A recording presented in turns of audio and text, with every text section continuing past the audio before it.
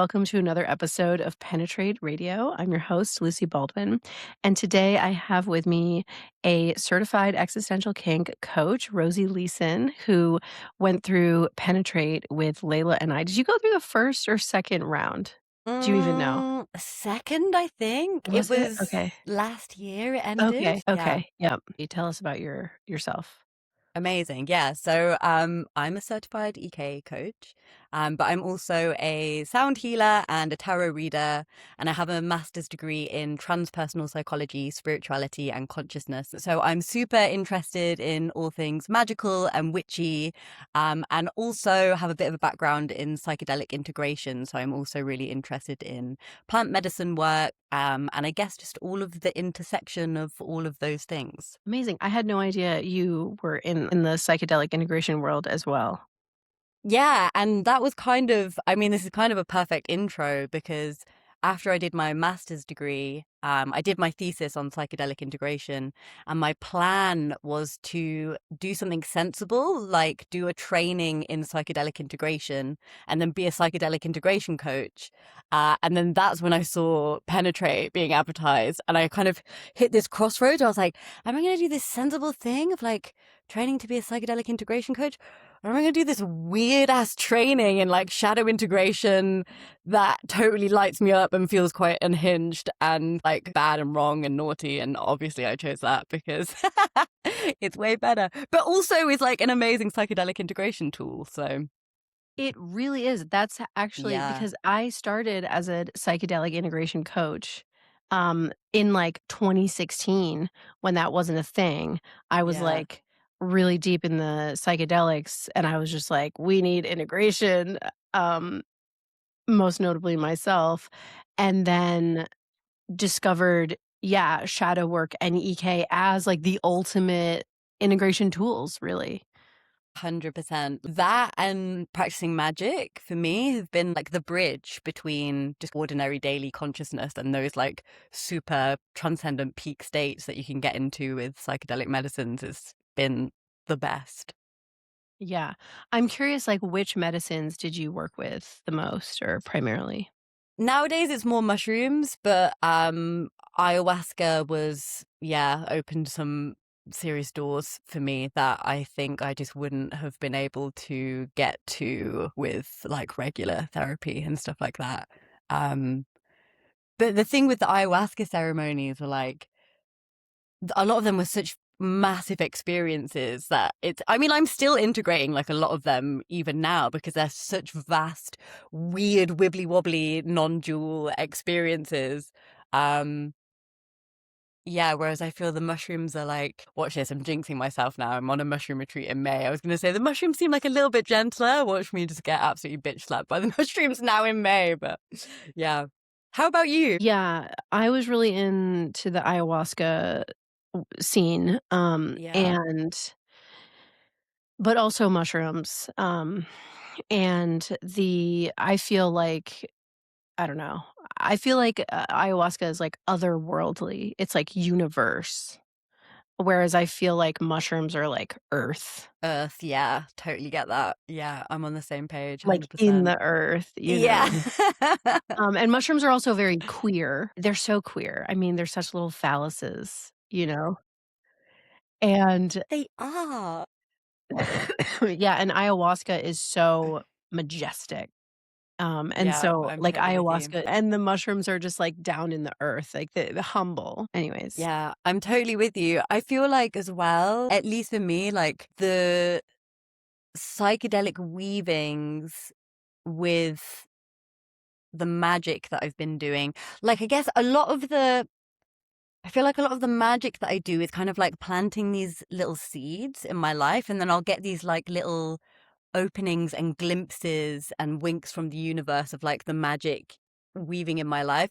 But then a lot of the time now, if I am doing psychedelics, there'll be like a grand reveal that connects back to all of the magic that I've been doing over the past month. So that always just blows my mind as well. If they just, I don't know, there's a real entwining between the magic and the magic mushrooms, unsurprisingly.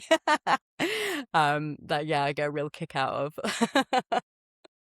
Yeah. Well, I wrote a book a few years ago Oh, you did? about that weaves mushrooms and magic. It's a novel that I am going to release this summer. I'm going to finally Amazing. publish it this summer. But it does weave like magic, specifically Saturn magic and mushrooms, but from the side of growing mushrooms. So the character in the book is like growing mushrooms and doing Saturn magic. And yeah, Very those sick. things they do to me, they're like one and the same. And so of course they're always pulling on the same threads. And if anything, I feel like the mushrooms open us up to the synchronicities. Yeah, 100%.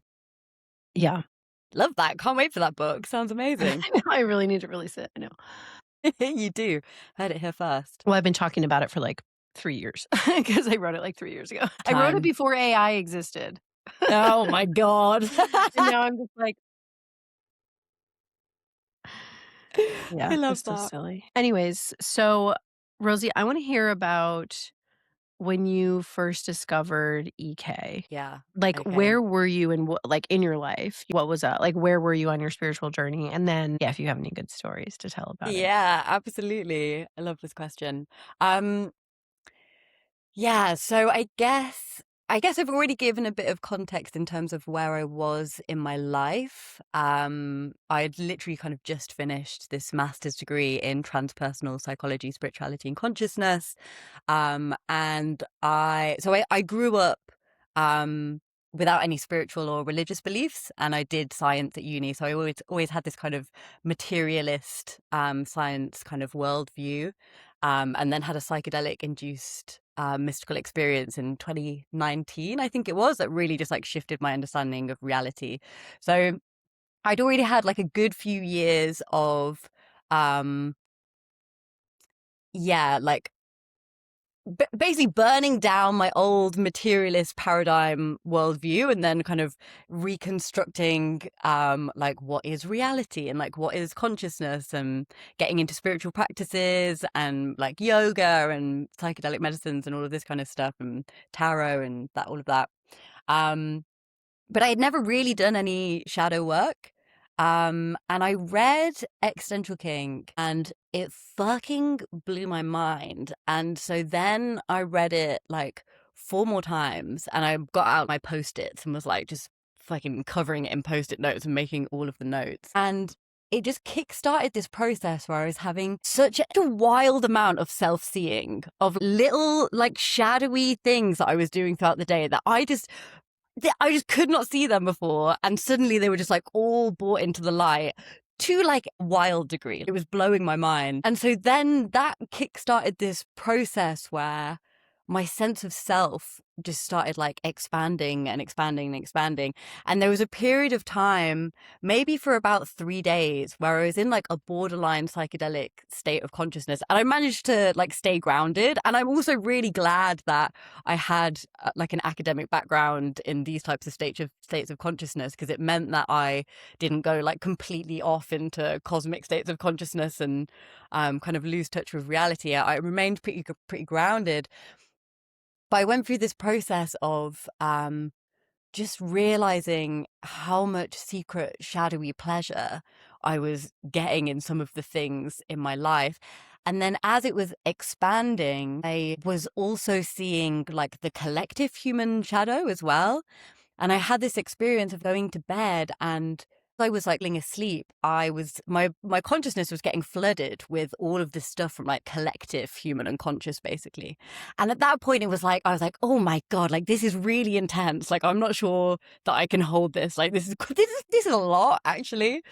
Um, and the day after, I called an energy worker who I'd already built a bit of a relationship with, and kind of explained to her, like, I'm in this like really intense shadow work portal at the minute. Like I'm kind of facing the collective human shadow, and it's all a bit much, to be honest. And yeah, really, I guess just having the realization of like, if I believe that we are all one on like the grand cosmic scale, then I also like there is a part of me that also has to take responsibility for like all of the horrors in the world, as well as all of the beauty and the joy and the laughter, like the whole fucked up mandala of the human experience. And anyway, I had this energy work session with this like amazing woman who was totally unfazed by this as well. She was like, "It's all good, babe. Like I was doing exorcism on a demon yesterday." So she was so grounded about it. It was hilarious. And she was like, "Okay, so we need to do like a massive soul retrieval." It's like, okay. She did this energy work process on me. And then the following day, I was in my kitchen drinking a cup of tea. And just steadily, this realization dawned on me. The only way through this is forgiveness. Like that's the only way through this portal. Is like it was very much like forgive them for they know not what they do type of vibes of just like, oh yeah, like I've been doing this to myself being like the grand cosmic myself. And the only way through this is to forgive. And then as I went through that process of forgiveness, I popped out into this state of consciousness of like, and everything is perfect. Like everything is perfect and beautiful. And so then I was just like, well, if a book can do that, like I'm going all in on this because that was like an ayahuasca level spiritual process. But there were like no psychedelics involved. There was like no intense spiritual practice. It literally was just like fully digesting the content of Existential Kink. Um, so that's quite an intense story, but like I just at that point I was just like, okay, this is some important shit. Like, give me more. Yeah, that I mean, that is kinda how I felt about EK too, though I didn't have that, that experience. But the experience that I did have, or I don't know, just the way that it landed for me, it was just so immediately like, "Oh my god, this is what all of it has been saying." Yeah. Or, like, not EK exactly, but, like, Yeah. like, the underlying philosophies, which Yeah. really come from the one taste, this, like, these, the teachings come from one taste of, like, getting, finding the pleasure, and, like, pain is just that's how we label sensation. It's really about sensation. And because, my ayahuasca journeys were so hard. They were so painful and so hard on my body, like, physically, and I got really wrapped up in it. I mean, I did it I don't know how many times. I honestly don't know, that it's ridiculous, but hated it, dreaded it with every fiber of my being. I Yeah. dreaded it. And the anticipation was like this whole thing for me. Anyways, so with EK and just the whole surrounding philosophy, I was able to have a framework for what I was getting out of the ayahuasca, because it was basically like the same insights that I was getting, but I could digest them without torturing myself. Yeah. Yeah. Or at least torturing yourself in a fun way. Yeah, yeah, at least, like, torturing myself in a way that felt more true to me, let's say. Yeah. Yeah. More digestible, like more of a titration in a way that can be assimilated rather than just like an entirely overwhelming experience that blows you open. Yeah. Yeah. Well, I have a propensity towards things that are really hard.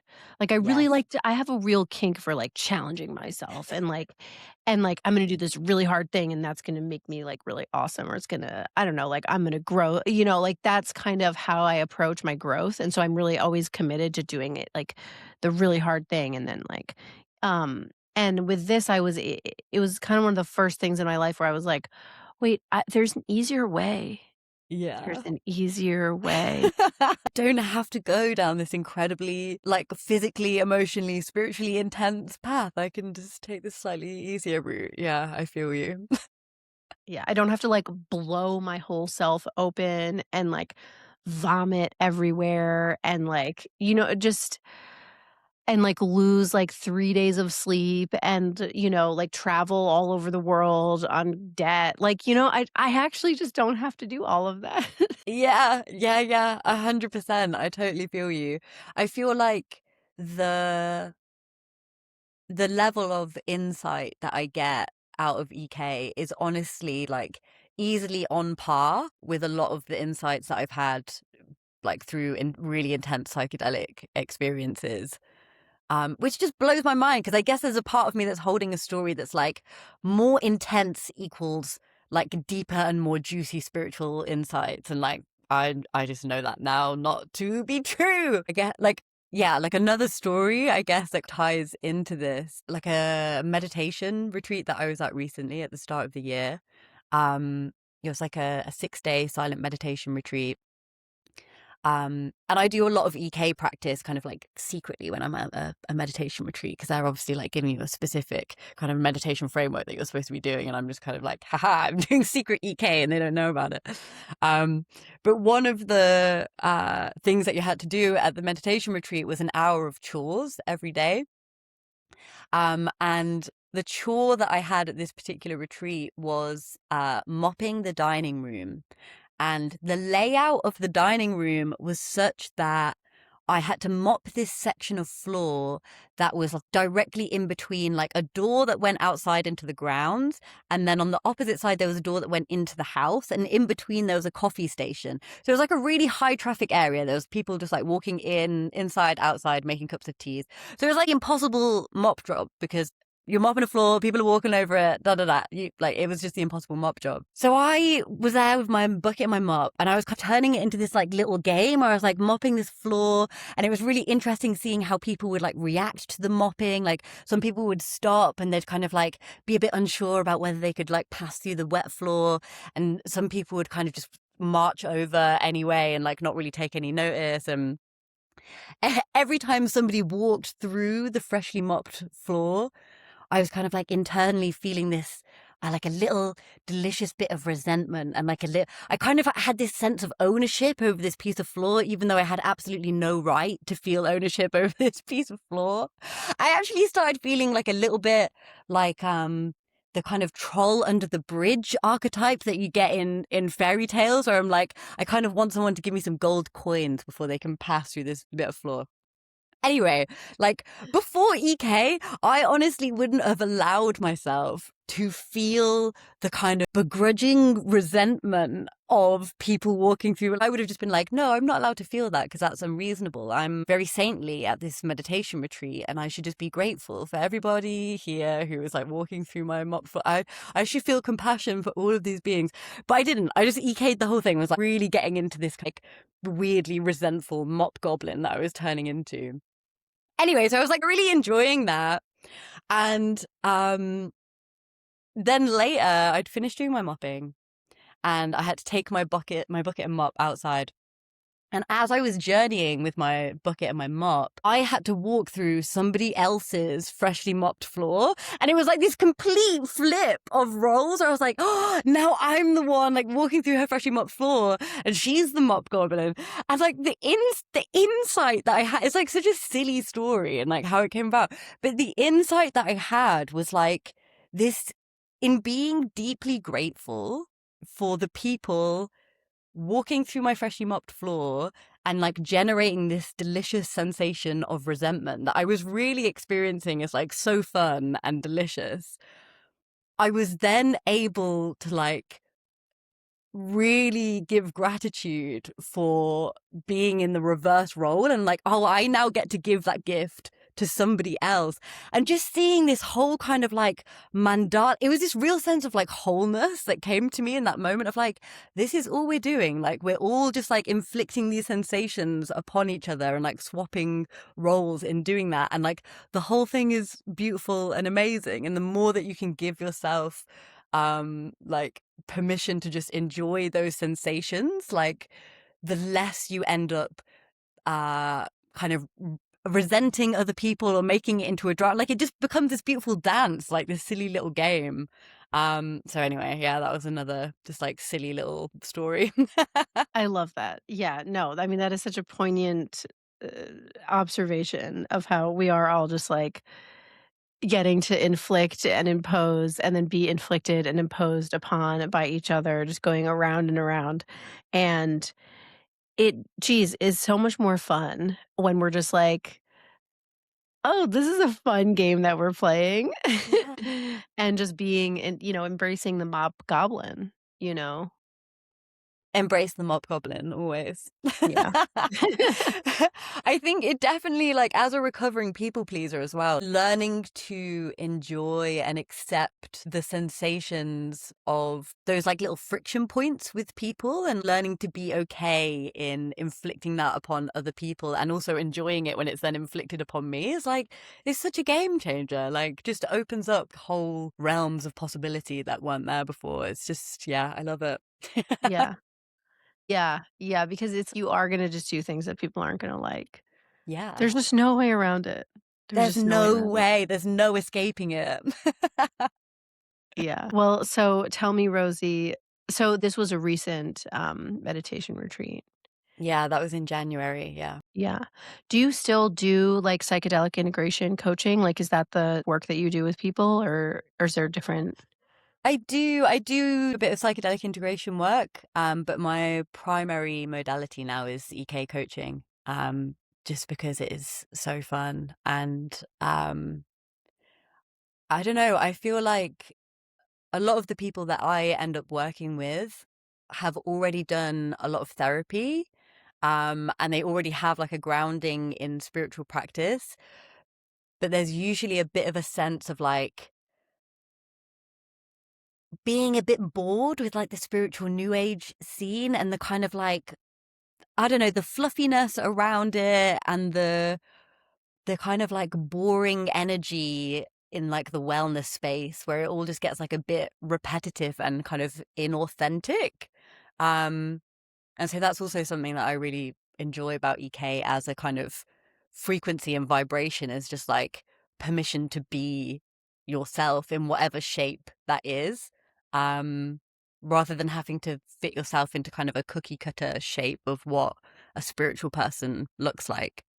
Yeah. Yeah. Yeah, because I guess a little bit curious to hear more, but because I'm so in my bubble now of, like, people spirituality as E in the EK world, and, like, in the world of edgy, shadowy, freaky, weirdo people, and I'm also but I know there is a world out there of this more, like, lofty kind of, um, spirituality where I feel my sense of it, but I don't have so much intimate knowledge of it anymore. I feel like I've lost my tether to, like, what that Mm. even looks like because 'cause I'm just, like, so in my little bubble. I'm so in my little niche. But I feel like there's a lot of, like, shoulds in that Yes. space. Yes. Yeah.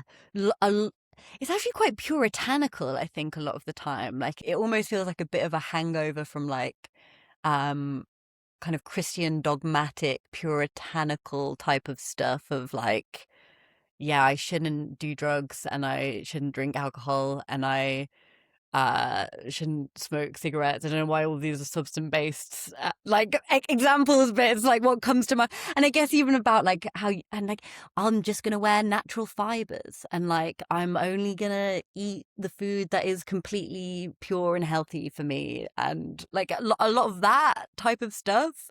I'm not gonna Um swear. yeah, I'm not gonna I'm not gonna swear. I literally can't help it. I swear like a sailor, honestly. Yeah, I don't know. That, I guess, a lot of what I see is, it's, yeah, it kind of um squashes people down, flattens people into this particular shape that they kind of have to be, should be. Um and people can sense that. People can sense that that's like, there's something kind of tinny and inauthentic and frankly quite boring about that. So yeah, it's always delightful when people then come into my sphere and I just give them a big fat permission slip to lovingly embrace the weird shape that they are anyway, in all of their kind of humanness, I guess. Yeah.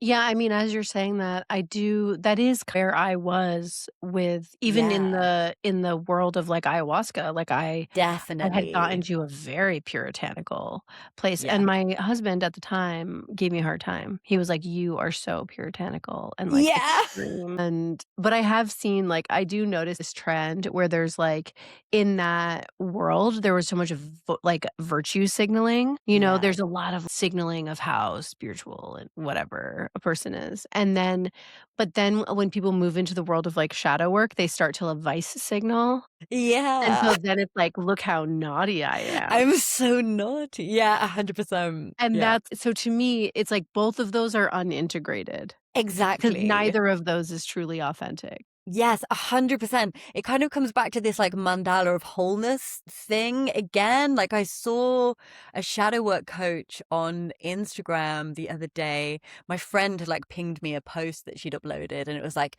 things that I no longer do as a shadow work coach. And it was like pull angel cards, like say affirmations, like all of these things of kind of like the more light aspect of spirituality. And I was looking at it, I was like, th- this is like antithetical to doing shadow integration because you have just booped from one polarity to the other side of the polarity. Like, Yes. and I was just like, this is so dumb. Like, this is such a dumb, like, the whole point is that we're supposed to like bring together opposites in love so that we can dance in the mandala of wholeness. Like, why have you just booped over to the opposite polarity? Like, this is literally not even the point of shadow integration. So yeah, I'm picking up what you're putting down. Yeah, that's 100%.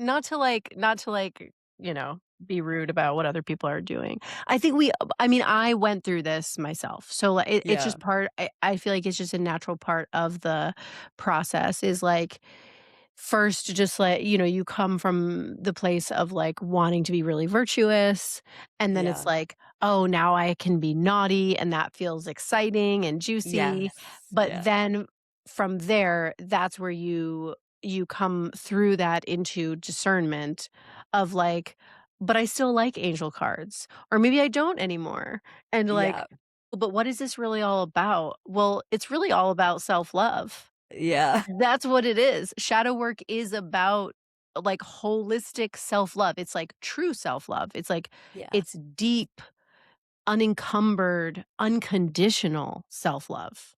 yeah, Because the first love had so many conditions.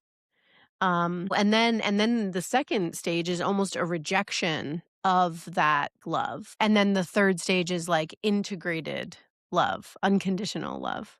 yeah, 100%. Yeah, there's definitely like, I think the bouncing between two extremes is it, as you say, it's like such a part of the process, isn't it? Of like, oh, it feels so good to be on like the opposite end of the spectrum. um, Well, it's like we yeah, almost need that to, like, free ourselves to we have yes, to like, we kinda gotta swing, and then we can kind of, like, land, and I yeah, and it's so human. I yeah, mean, it's yeah. so human. I mean, humans are so tribal. It's true. We're so tribal. Like, like, people just in general, like, we love to be on a team and have that team it feels really good if the team has an other. Yeah, And so yeah. and then you wanna signal your allegiance to your team. Yeah, 100%. I really had that. Like, I've been dissing a lot of the new age spiritual scene, but I'm very much like in that scene. And I was at a festival last year and I was there with my like tie dye and my feathers in my hair and all of the rest of it. And then I got to this festival and I was just surrounded by people who looked like identical to me with their feathers in their hair and their tie dye. And I was just like, oh yeah, we are just another clique, aren't we? Like, we are just another tribe here. Yeah, it's like only, and that's like beautiful. That's like a beautiful thing because we are like social beings that are wired for connection and to have those communities and tribes where we feel seen and supported is so important for us. And it only becomes an issue when we're then like, we are actually the best tribe and all of the other tribes are very wrong and bad, actually. We are the correct tribe, and your tribe is the wrong tribe. Yeah. My tribe makes me better than you. Yeah, exactly that. Yeah, yeah. And I think that's, that all of that is a big part of the integration process too, because I mean, I feel like a broken record. I'm always saying the same things over and over. But like with this, it's like that that's an internal orientation always. Like, that comes from an internal conflict.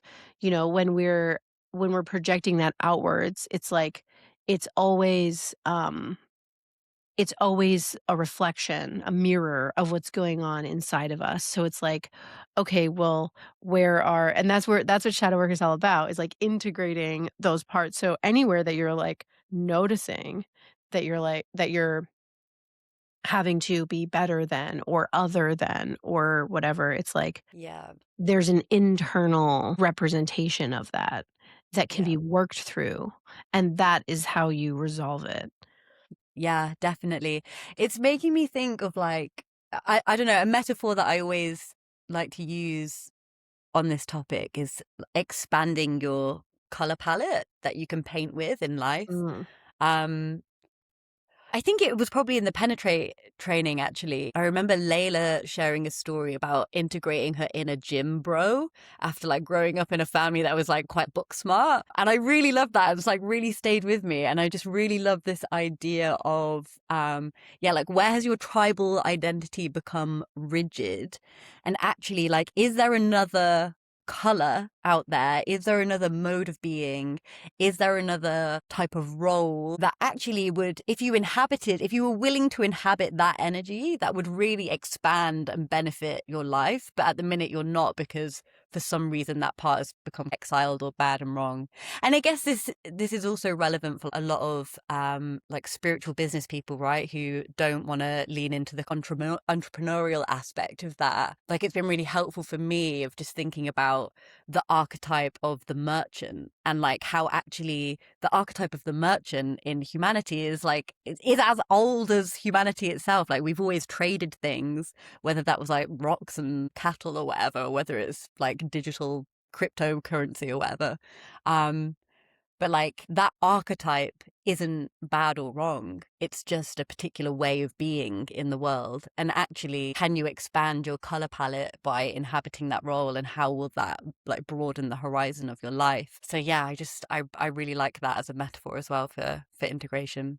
Yeah, well, and I love that because, I'm really into planetary magic, and, of course, Yeah. Mercury is the merchant, and Mercury specifically was, like, really associated with trade and mercantilism, and I feel like a lot of people, or at least I tend to lean into more of the other sides of Mercury, like, mental side, but that was actually a really big piece, was, like, the merchant, and so to me, I'm like, "Yeah, lean into that, like, mercurial archetype, like, wear orange and, like, be a huckster and, like, make trades," and, um, yeah, I think that that is really, really helpful, and I think, like, to me, I kinda had this epiphany a really long time ago, and I haven't talked about it in, like, years, but I kinda had this realization of, that my ideal scenario is to kind of be like a shapeshifter Yes. where I am in my wholeness, I'm able to, like, go to, like, a new age spirituality event and just, like,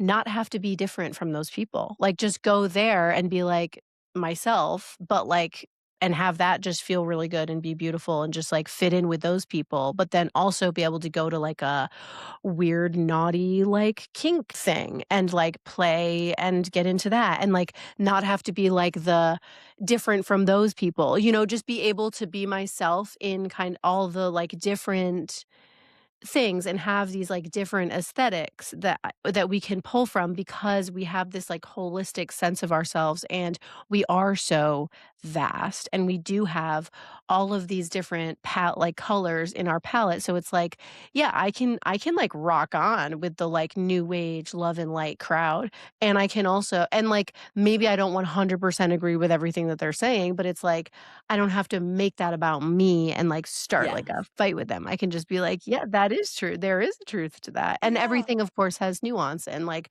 I don't have to, like yeah, like, we and take it with a grain of salt, you know? Yeah, it's giving fool card energy massively, of like just being able to dance and shapeshift between whatever landscape you find yourself wandering through. Like I'm absolutely the same. Like I always feel like a bit of a shapeshifter, and there's so much joy in being able to like it's so adventurous, right? It's so adventurous. It's so exciting to be able to explore territories that are maybe a little bit unknown. And know that actually like you can exist in there, and you'll like learn something in there, and you'll connect with people in that way, and it's expanding instead of this kind of like rigidity that kind of like contracts us down into like a 2D shape that's either black or white. Right. It's much more multicolored. And yeah, I mean, I feel this even with fashion. Like I remember being like a teenager,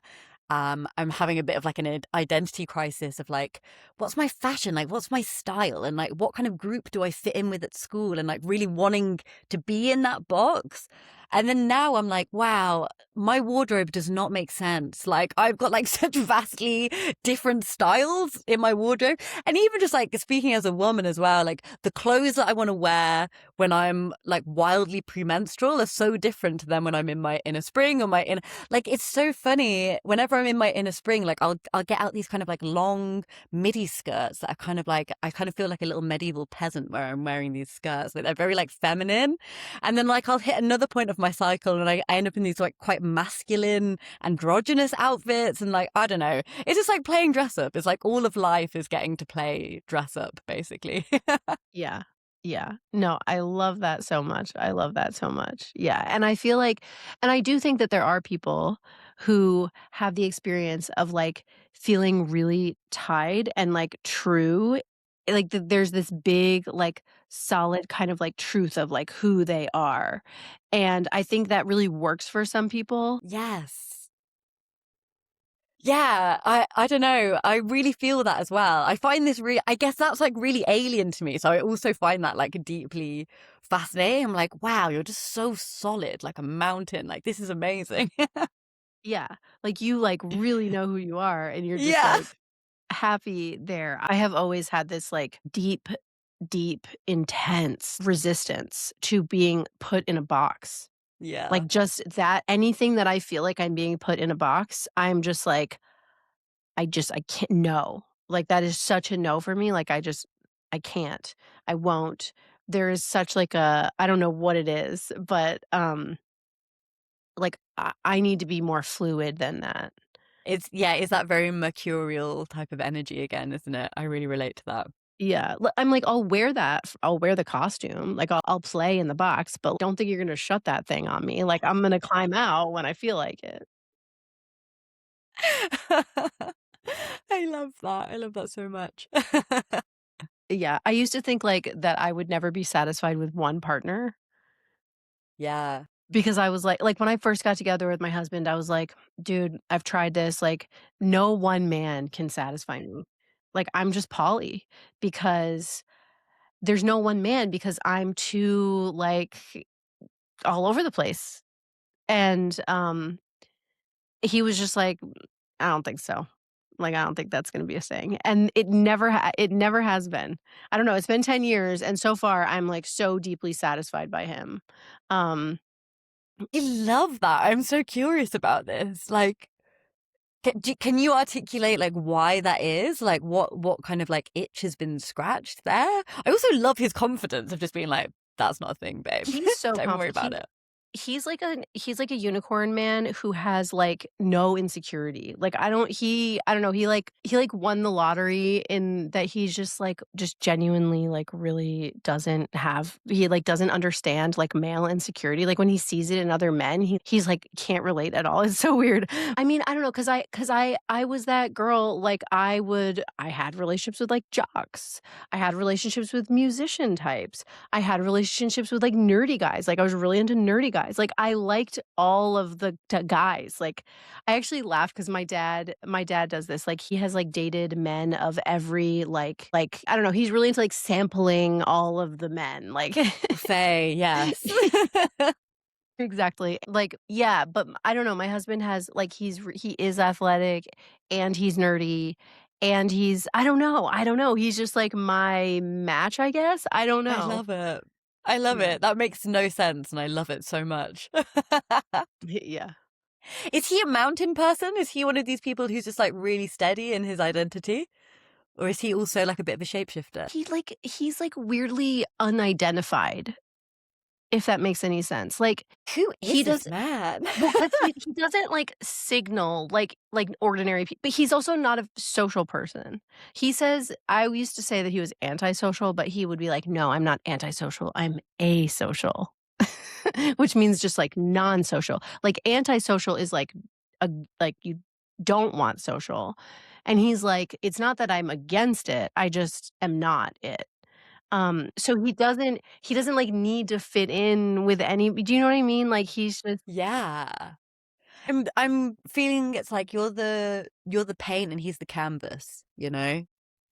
That's the only way that this is making sense in my mind. maybe, maybe. Yeah, I don't know. Relationships are so weird. Yeah, They're so weird. definitely, definitely. Yeah, they're all, like, weird really unique. I guess also as we're talking about shadow integration, like other people, like people that you find yourself in a relationship with, even if that's in like a romantic context or even if it's just friendships, like it can be such teachers, can't they? And those like different ways of being that maybe don't feel so comfortable for you to like. I remember one of my exes was like really outdoorsy, like really adventurous, just wanted to be like moving his body all the time, like very extroverted. I'm naturally quite like introverted and quite bookish, and I love being outdoors and hiking, but it usually takes somebody else for kind of suggesting get me out of the house where I'm like putting my book down like, but wait.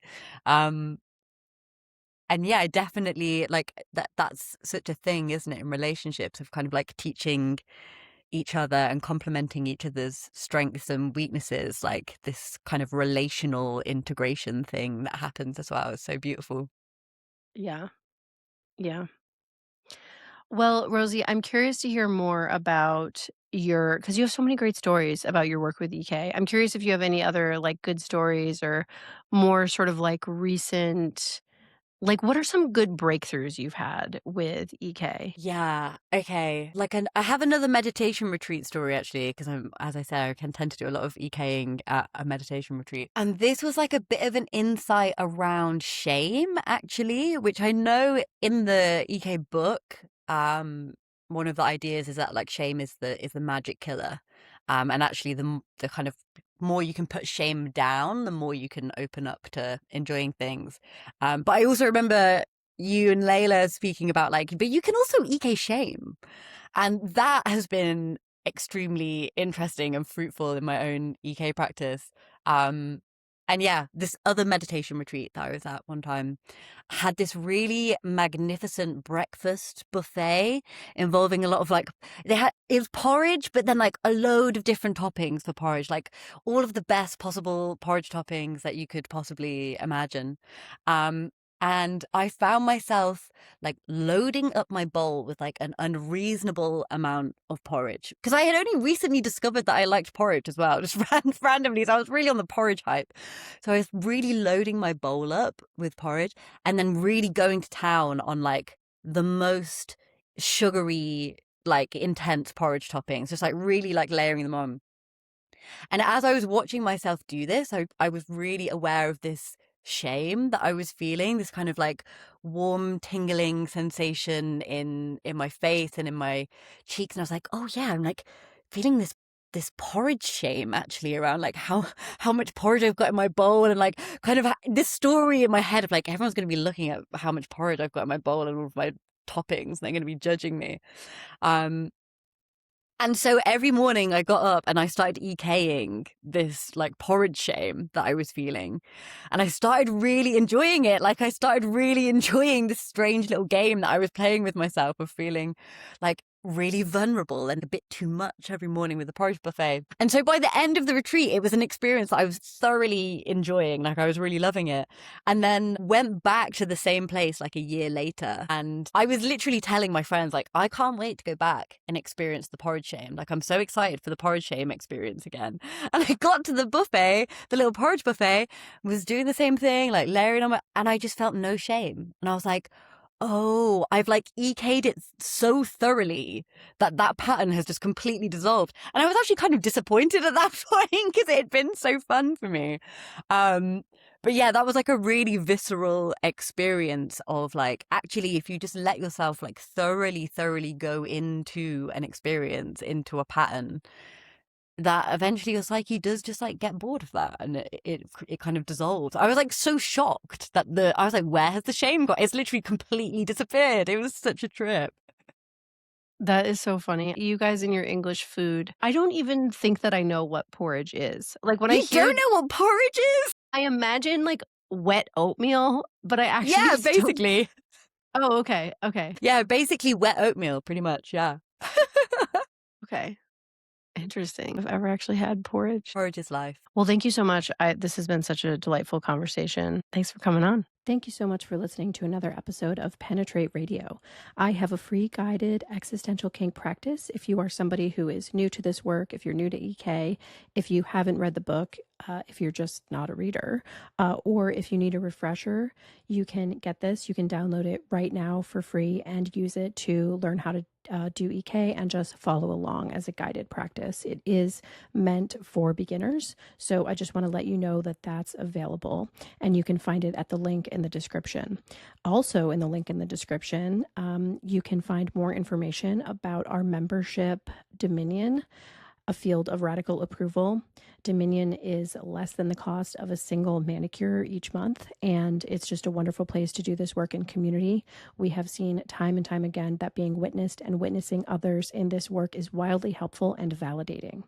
The last thing I want to mention is that a lot of our guests talk about the coach certification program Penetrate that they went through with myself and Layla.